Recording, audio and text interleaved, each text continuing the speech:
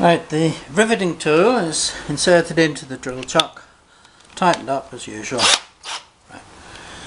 Put the drill into reverse, rotate it till you hear it click. That's now ready to accept the rivet. There's a number of different sized nozzles for different rivets. Put the rivet in. If you don't want it to fall, you can hold it while you work it, or if you don't want it to fall out, put the drill into forward drive, just move it gently until it grips hold of the rivet. You can feel that now, it won't come out, so you can put it upside down. Put it into the workpiece, hold the riveter and operate the drill. Okay, just as easy as that.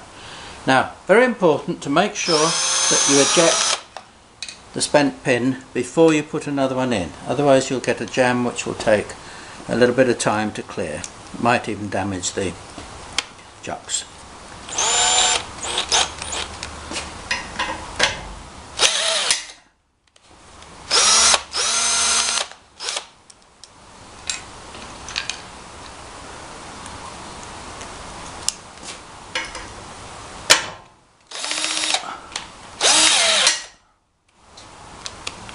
That's it. Job done.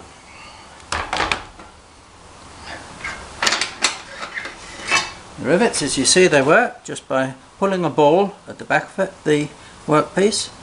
You can get various sorts, countersunk, flush, domed, all sorts. Very simple to do. Very good. Excellent tool to use.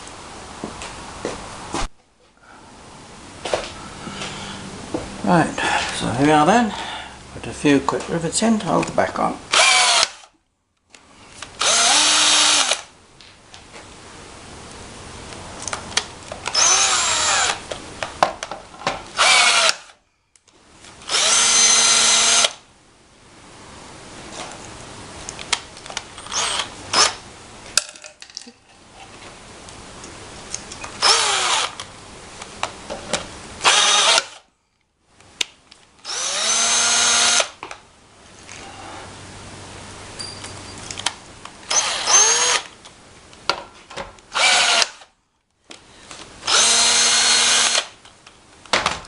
And now try doing that with a hand riveter and see how much your wrist aches.